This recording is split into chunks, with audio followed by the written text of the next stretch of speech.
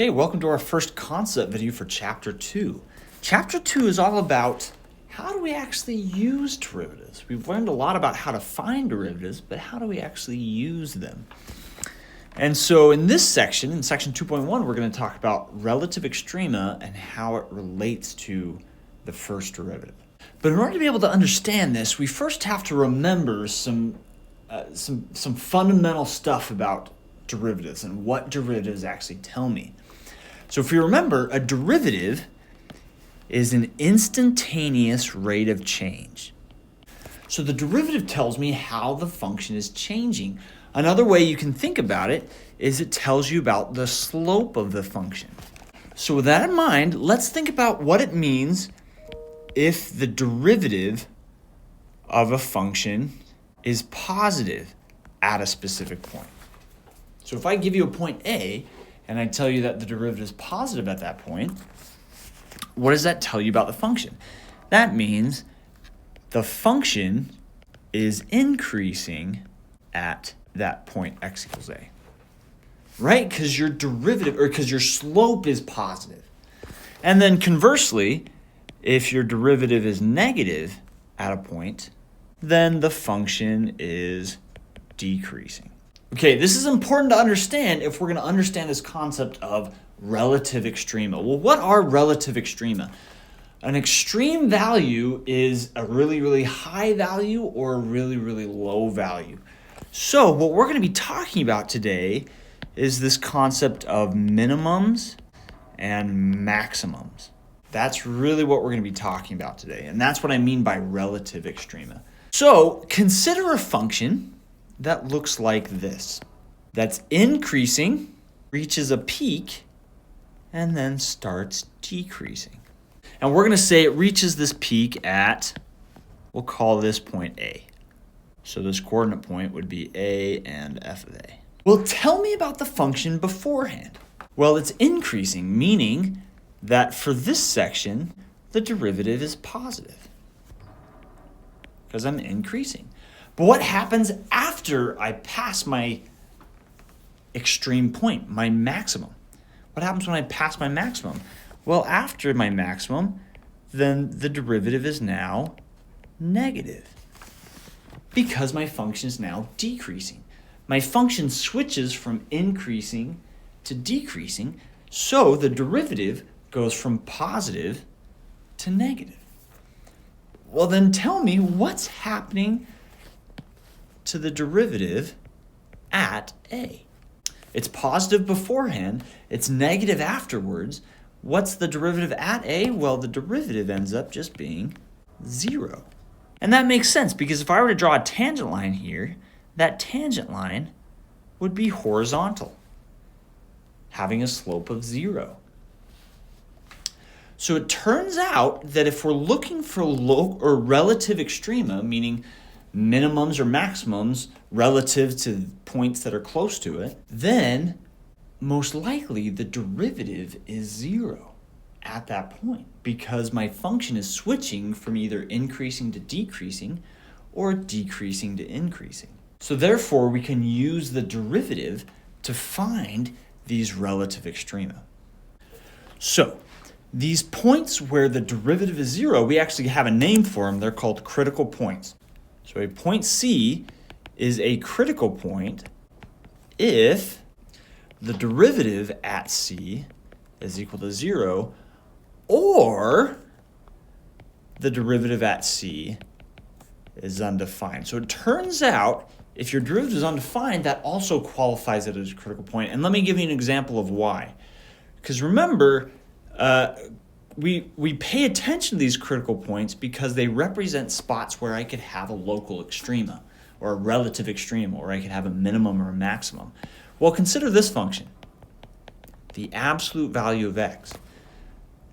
It's a relatively simple function that hopefully you already know what it looks like. It just gives me this V shape. And notice what's happening at the bottom of this V.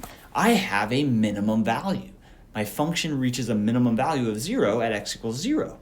But because it's this angle, because it's a corner, the derivative at 0 is undefined.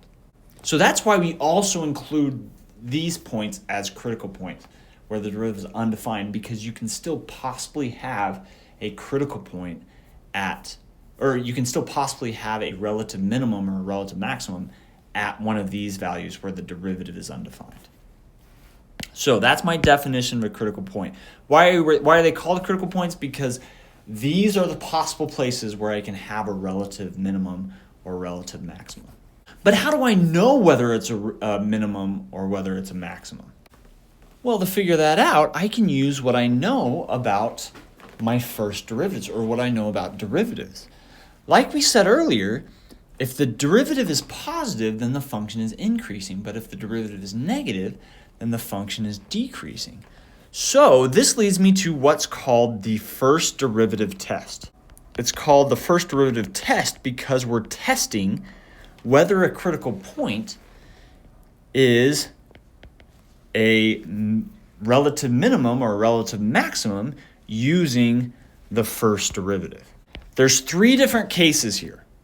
If the derivative changes from positive to negative at a critical point x equals c, then f of x has a relative maximum at x equals c. Why? Because if your derivative is positive, that means you're increasing, and then if it goes to negative, that means you're now decreasing. So if your derivative changes from positive to negative, that means your function is going from increasing to decreasing, increasing to decreasing, and therefore you've reached a relative maximum. So if I switch that around, case number 2, so if the derivative changes from negative to positive at my critical point, then we're working with a relative minimum. Because if my derivative is negative, that means I'm decreasing and then switching to increasing. Then my derivative becomes positive, then I'm switching to increasing, which means I've reached a relative minimum. Well, what's the third case? The third case is, what if the derivative doesn't actually change sign? And you might be wondering how this happens. Well, let's think about it. Well, I guess no, let me give you a very specific case. Consider x cubed, the function x cubed. X cubed is like this, where it's increasing, and then it flattens out here at 0, but then it goes right back to increasing. Notice how the derivative is positive, and then I have a critical point, but then the derivative goes right back to being positive afterwards. I'm increasing right after this critical point. So what's true about it? Is it a relative minimum or a relative maximum? Turns out it's neither. So that's the conclusion that I can make. Here, then f of c represents neither a local max nor a local min. It's neither of them. It's neither a local max or a local min. So that's the first derivative test. And the easiest way to keep track of this is by using a number line. And I'll kind of show you an example of this. I'll go and show you an example of this right now. So let's review this process that I can use. Let's review everything that we've learned so far about how a first derivative helps me find local extrema. So let's say I give you a function. So we've got y is equal to a function of x. And I want you to find the relative extrema, meaning find spots on the graph that represent minimums or maximums of that general area.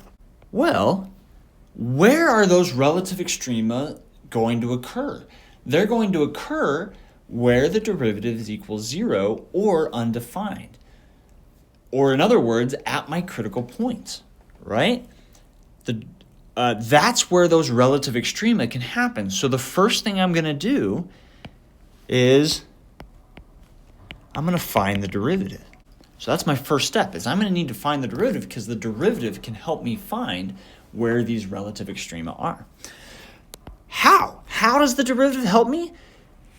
It helps me because I can find these critical points where the derivative is equal to 0 or undefined. So step 2 is I'm going to set the derivative equal to 0. Sorry, let me follow along here. So first I'm going to find that derivative, and then I'm going to set it equal to 0. After I set it equal to 0, I can go ahead and solve for x. I'm going to solve for x to find those critical points. Well, now what do we do? Because remember, at this point, we still need to figure out whether these critical points represent relative minimums or relative maximums. And that's where we can go to this first derivative test. That's where we can use the first derivative to help me figure that out, of whether it's a critical point, or whether it's a local minimum or a local maximum, or a relative minimum or a relative maximum. So step 4 is use the first derivative test to test x values in between the critical points. So a great way to keep track of this is by using a number line, as I said earlier. What you can do is you can create a number line and put your critical points on there. In this example, I only have 1, but if I had 2, the only way this would change is just by me adding more critical points to my number line. And then what the first derivative test is all about is testing points in between, testing them with the first derivative, plugging them into the first derivative to see whether the function's increasing or decreasing. So I can pick points that are in between and see what the derivative is at those points. And with the first derivative, the only thing that I care about is whether it's positive or negative. Because if it's positive, that tells me the function's increasing there. If it's negative, it tells me that the function's decreasing. So that's all I really care about with that first derivative test. But that's the big idea to finding these relative extreme values, is I can use that derivative, set it equal to 0, solve for critical points, and then test those critical points to see whether they represent minimums or maximums. So that's the concept behind 2.1. If you want a more specific example, I'll go through a couple examples in my example video, which you're welcome to go ahead and check out now, or you're welcome to try out the homework first and then check it out as you run into problems. But good luck, and I'll see you in the next video.